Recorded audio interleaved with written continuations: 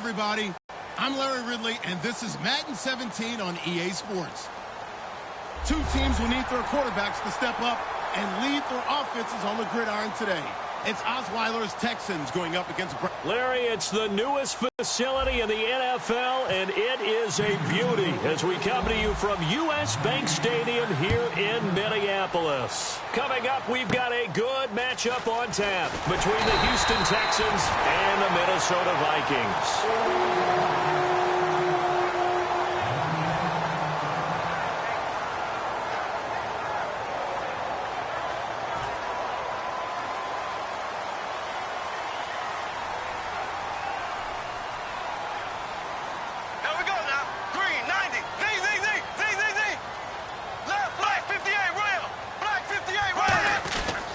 Now the Georgia Southern man, this is Jerick McKinnon.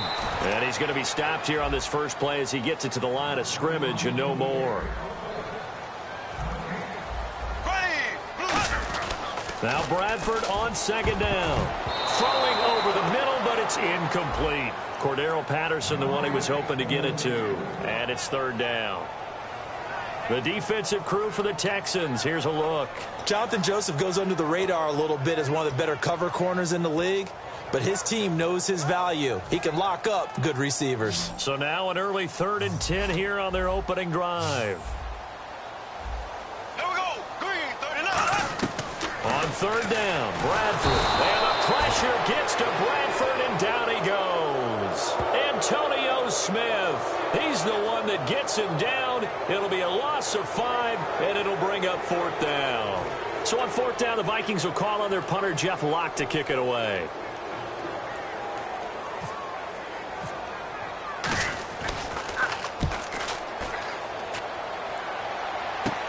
That's taken on the 25. It'll be a 10-yard return following a punt of 45. This Vikings D, they really flustered Brock Osweiler in Week 5, Charles. And they're doing it because they have talent at every level on defense. Defensive front, Linval Joseph. You can't move him in the middle.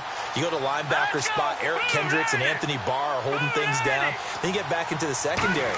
Xavier Rhodes, Trey Waynes, of course Harrison Smith, all of them playing so effectively and so cohesively.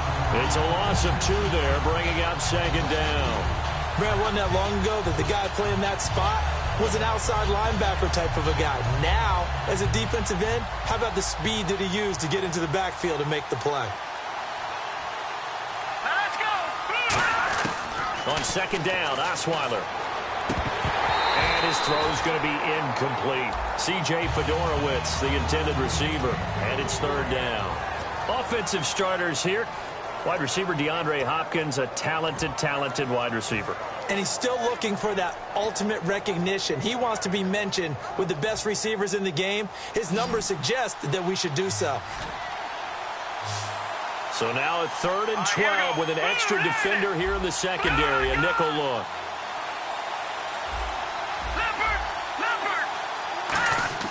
Throwing, Osweiler. He's going to air one out. And it's knocked away and incomplete. They were trying to get the connection with a former Buckeye, Braxton Miller. And now it's 4th down. On 4th down, the Texans will turn it over to the active leader in punting yards, and that's Shane Lechler. Marcus Sherrill's back deep for Minnesota.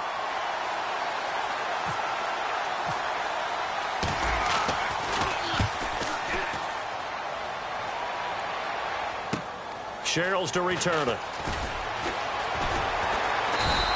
A great return there of 22 yards. And it'll be Viking football here as they take possession.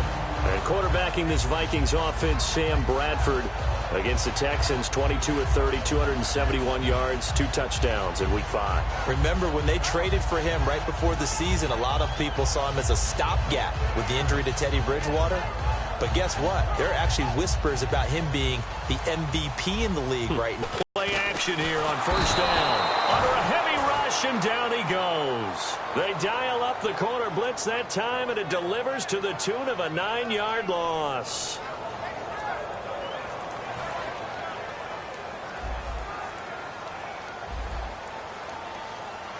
Looks like the defense in press coverage here. Black 58 rail. Black 58 rail. Second down, Bradford. And complete. Right side, the tight end Rudolph. It'll be a pickup of just 2, and they're going to be staring at a 3rd and long here. Well, the strategy was evident there. Get it to your tight end and make it a one-on-one play with a cornerback. Who's usually going to win that one? The tight end, but not there. Not in this situation. How about the corner defeating that logic and making a really nice tackle? 3rd and long for Bradford. And that is incomplete. He was looking for Adam Thielen there. And 4th down coming up. It's always tough for the guys throwing the football when they think they've got a completion and the ball's almost there, and then someone sneaks a hand or 2 in and bats it away.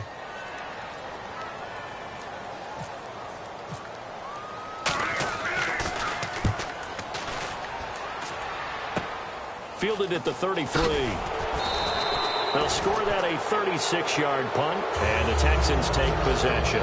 So we'll get another look at the Texans on offense. I mentioned it earlier, 3-2 on this young season. Those 2 losses, though, big margins, 31-13 against the Vikings, and then way back against the Patriots, 27-0. And I think what you just noted there, the big margins, that's the cause for concern for Texans fans, because they want to be competitive. If you lose to New England or Minnesota, that's not such a big deal. But to get blown out by both of them, that raises some eyebrows. Yeah, and the wins coming over the Bears, the Chiefs, and the Titans. Quickly now a look at the defensive starters for Minnesota. Eric Kendricks is another one of those bloodline guys in the NFL. His brother Michael also applies his trade as a linebacker. And Eric's trying to show him he's the best in the family. Osweiler, this one complete. It's C.J. Fedorowicz. And he's going to get this down to the 35-yard line. I know exactly what's going to be said about that play from the defensive perspective. What's that? That's why I tell all you guys we need more than one tackler to the ball. He broke the first tackle. Luckily enough, there were more people there to get him down. On 1st and 10, it's Osweiler. He's got it complete to Braxton Miller. It's a gain of 11 yards that time, and it produces a new set of downs. Well, clearly one of his advantages as a passer is his height, sit back in the pocket, fired over the middle. That makes things tougher defensively, doesn't it? It really does, because your goal is to move the quarterback off his initial spot when he gets his drop back completed. But when you have that type of height, he can stay in there if he's willing to take the hits and just fire over the top, which saves him time and actually completes a play a little bit quicker than it normally does for a quarterback who has to slide and find open space to throw.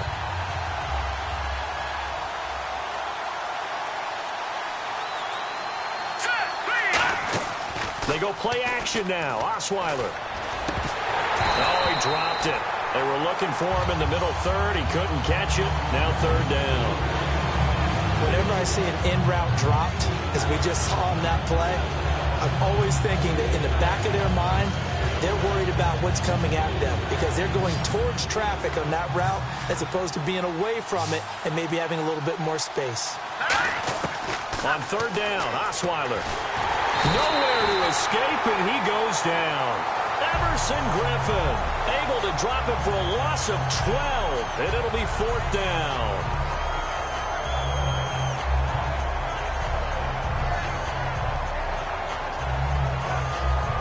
So on 4th down, the Texans will call on their field goal unit, and on comes Nick Novak. They'll put it down right at the 40, so call this a 50-yard attempt.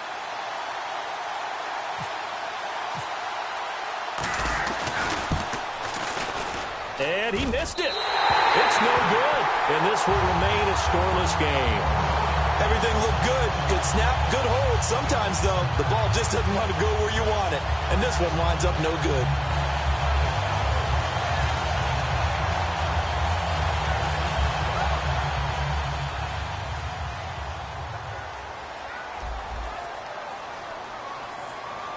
They come out here in the eye. Here we go. Now a play fake here. Now a hit, and the ball comes out. Bradford's lost it. And that long 50-plus yard field goal that they missed. And I'm sure on their sideline they're thinking to themselves, okay, do we still want to try one if we're in that position again? And I would dare say that the answer would be yes. They're going to have a lot of confidence in their kicker.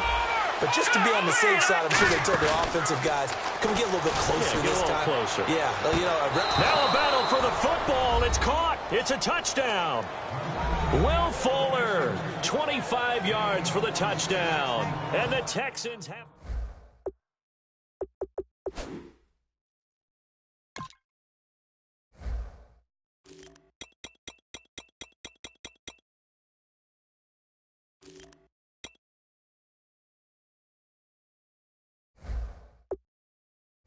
I'm the guy catching the ball, yet he still comes down with it. Nick Novak on now for the extra point. And the Texans take a 7-0 lead.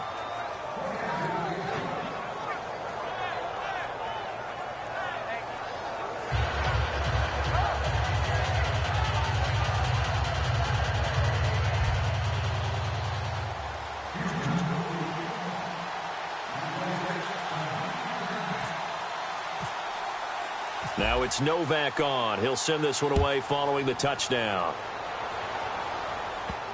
And he is out of bounds here on the return.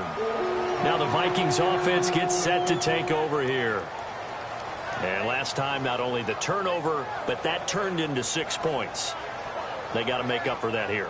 We always hear about empty possessions, but some are worse than others. You can have an empty possession, punt the ball away, get yourself set to play defense. But when you turn it over, it changes momentum. And when they take it downfield and punch it in on you, that's a bad possession all the way around. Yeah, but you're hungry to get back out there, aren't you? You better be, because otherwise it's going to be a long day for you. First carry of the game here for Matt Asiata. And he's brought down. Of course, no AP this last week. Matt Asiata, though, his best game of the season by far. 55 yards after only having 48 combined in the first 4 weeks. And now the Vikings are doing it as running back by committee, because it's not just Matt Asiata, it's Jerick McKinnon.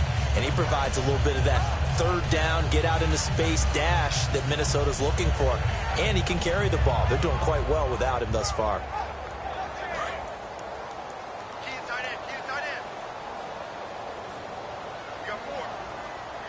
They come out here in the eye.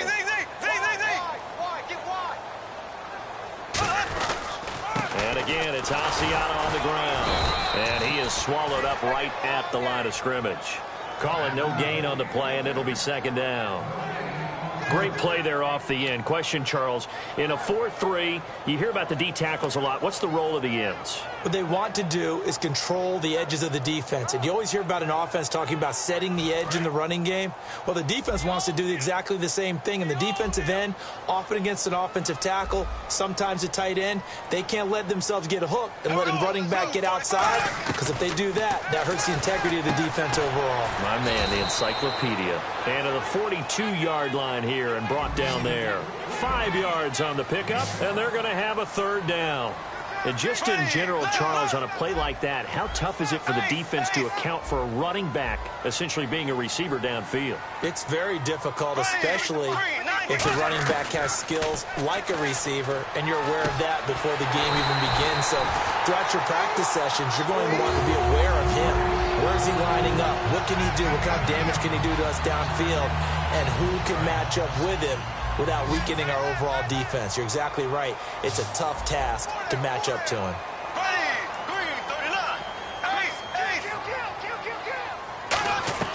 Bradford on first down. He's got it complete to Stephon Diggs. A nice pickup there of 11 yards, and it'll move the sticks. That was a nicely run slant route, and what the receiver's trying to do is make the defender think he's going upfield for a deeper route, and then breaks it off, usually after about 3 to 4 steps, and cuts towards the middle of the field. And now what he's trying to do is use his body to keep the defender away from the football and get the quarterback a really nice target. And this will be incomplete. Stephon Diggs, his intended receiver. And now it's second down. I remember growing up playing basketball. My coaches always talked about communicating on defense, making sure you talk on defense, know where your screens are, know where the cuts are coming from, who has who. Well, guess what? It's the same thing in football. Even though there's more noise out there, you can hear all the screams of screen, screen. This defense, the bench, everyone let them know what the play was, and that's why they were able to react and knock the ball away.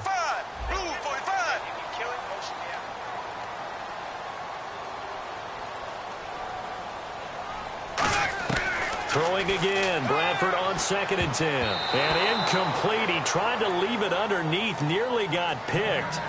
They may be lucky to have that one back. Third down. Pretty nice coverage there, but a missed opportunity for an interception. Let's face it, a lot of these defenders, they've got it all. Speed, athleticism, hands, a little bit questionable. So here we go now. An extra defensive back in there on 3rd and 10. On 3rd down, Bradford. Screen play, McKinnon. And they'll be inside the 25 now at the 24. Back now with Charles Davis. I'm Brandon Gaudin. Second quarter begins with the Vikings holding the football. They are, however, facing a 4th down situation. And the first play will be a field goal try. From the right hash, it's a 41-yard attempt.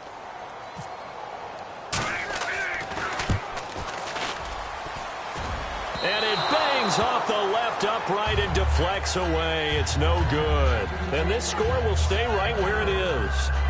So he had a chance to get him on the board there, but unfortunately that big yellow metallic structure in the back of the end zone, it had other plans. And that's when we're kickers watching it the whole way saying, oh no, don't hit it. Rats. And on the outside, they're playing press coverage. Here we go. 319. 319. On first down, Osweiler. And he'll be hit as he releases it, and that'll fall incomplete. Well, you know, partner, while we have a second, we went into last week, week 5, with 3 unbeatens. We left with 1, the Minnesota Vikings. It's a tough league, and you never know what you're going to run into. Denver, they were surprised at home by Atlanta. How about Philadelphia on the road at Detroit, who was 1-3 at the time? And Minnesota keeps rolling along. They thumped Houston. And a lot of people are giving a lot of credit to that brand-new stadium. They think it gives them great atmosphere. Will Fuller was the intended target, and it's 3rd down. It's a tried-and-true formula, and I don't think it'll change for as long as we play football. If someone's trying to throw the ball and you can put pressure on them and make it tough, that's only going to help your defense. Yeah, he's since being hurried. He got rid of it before taking the hit, but incomplete. So a 3rd and 10, and defensively, a dime look, 6 DBs. And finding Fedorowicz. And he's brought down after a good gain. A gain of 26 on the 3rd down conversion.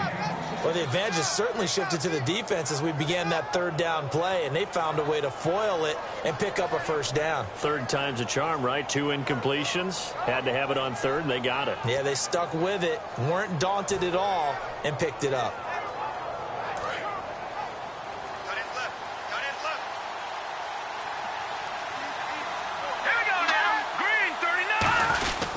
A first down carry now for Miller. And he stopped immediately there.